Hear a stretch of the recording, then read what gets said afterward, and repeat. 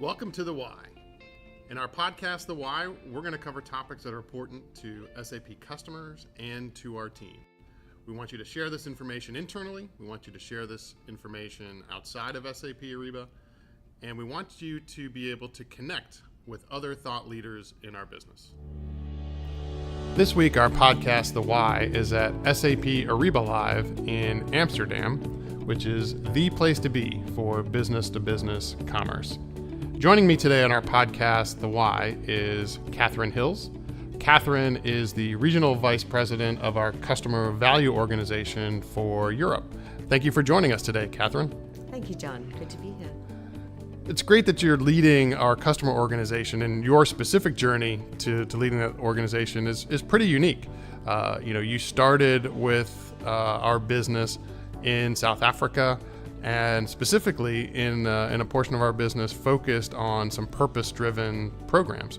Can you tell us a little bit about that company, how you got started, and how it's doing overall today? Yeah, sure. So it's been an interesting journey, a long journey, 20 years this year in the organization. Congratulations. Thank you. Through 5 acquisitions. And as you rightly say, I joined in South Africa.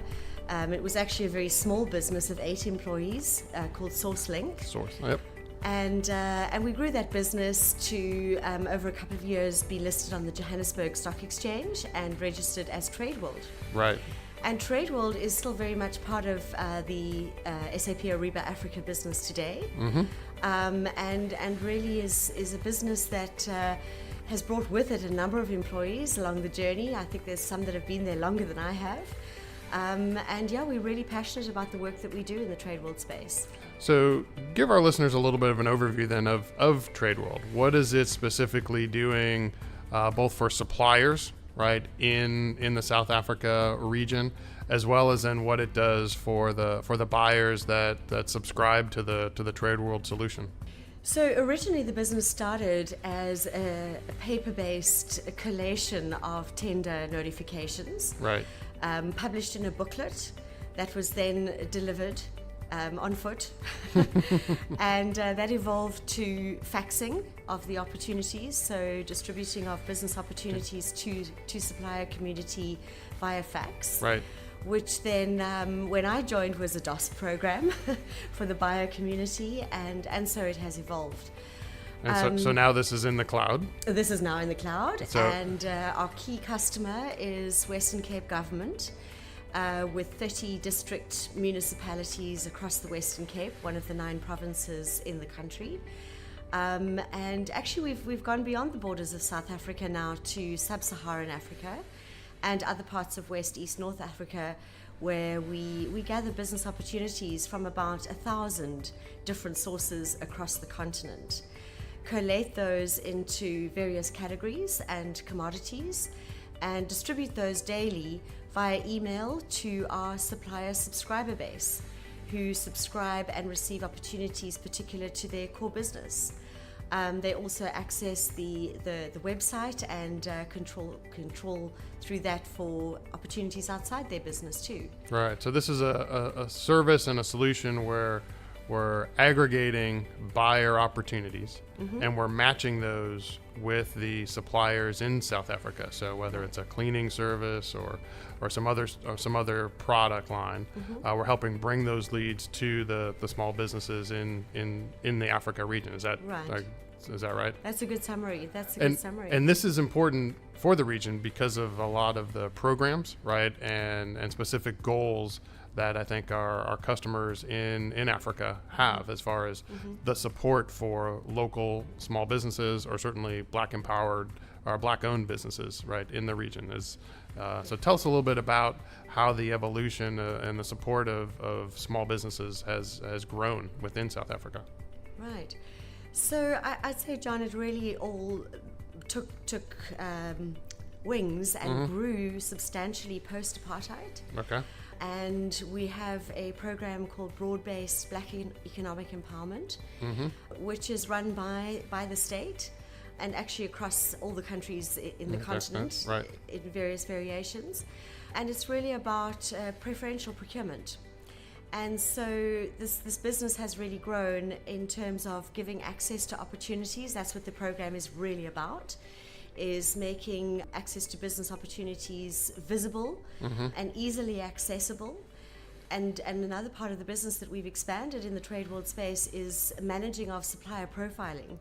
So really clear on the percentage of black ownership, black management, investment in skills training and transfer, and equally in disabled and women-owned businesses. And then, as you rightly say, local procurement is really key as well.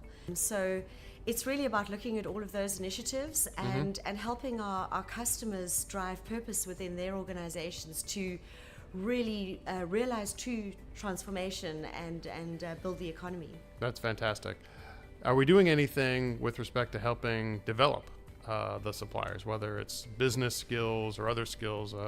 I understand that TradeWorld is trying to provide additional sort of business coaching or business advice. Tell us a little bit more about how that's going. Yeah, so that's a really exciting part of the program. Working with Padmini and her team on Business with Purpose within SAP Ariba, where within the legislation around broad-based black economic empowerment, 40% of that program, the point system, is actually allocated to supplier and enterprise development. So within the TradeWorld space, we've partnered with a number of organizations. One is called How to Tender, which provides training to the supplier subscribers, the supplier customers. Not only do they receive access to business opportunities, but with that they receive trading services on how to actually respond effectively to the tenders and win the business. Once the supplier customers have won the business, we bring in a mentorship program to really work with them through not only getting the award, but actually putting the contract together, etc. And then we tag on coaching for the long-term sustainability of delivery within that contract. That's great. So it's not really just about the matching and the finding of the supplier and initiating the relationship, but helping that relationship grow, right? By providing some of that services. Yes. Is that sort of a good? Yes, absolutely. And where this gets really exciting is bringing in the community of shared suppliers across our buyer customers in the region, all of whom are governed by this legislation. And we're really looking at a program with them at the moment of pulling together this shared community of suppliers and providing visibility and transparency around the investment from a development perspective with each of the suppliers, as they're a shared supplier across multiple organizations. So I think that's where the community really takes off, and it's just beneficial for everyone. Right. So what you're talking about there is some of our large corporate buyers, Yes. Specifically partnering with them on some broader programs. So whether Right. it's Sasol or Anglo or Nedbank, many of the suppliers are the same. Correct. Right, yeah. across Small those community. suppliers. So what can all of us do together? So how's that going? Where does that program sit? I know we're just beginning. Yeah, we're just beginning. We've had some awesome conversations, fabulous workshops, and really got to defining what the purpose is, getting behind the why we're doing this, and it's really exciting to realize that everybody has the same purpose-driven initiatives in this space. So we're starting to work with our product and innovation team on how we can pull that together. And bring in multiple databases that are existing, not only our own TradeWorld database with validated profiles, supplier profiles, but how do we connect with other databases to really build one centralized supplier community that is fully profiled. And the 3 customers that you just mentioned are on the journey, and part of the design of what that solution looks like. The idea is that once we've run this pilot and pulled this together in the next 2 quarters, that we take this back into the entire community across sub-Saharan Africa. Fantastic. Well, we'll need to have you back on the program then in another 6 months and hear how that is going and talk about some of the success stories. So Great. we look forward to having you back later this year and hearing about some of that great success. Thank you, John. Catherine, thank you very much for joining us and for Pleasure. sharing a little bit about this awesome solution that we have called TradeWorld. And congratulations on 20 years with SAP Ariba. Thank you, John. Thanks for the opportunity. Our podcast, The Why, is put together by the People First team.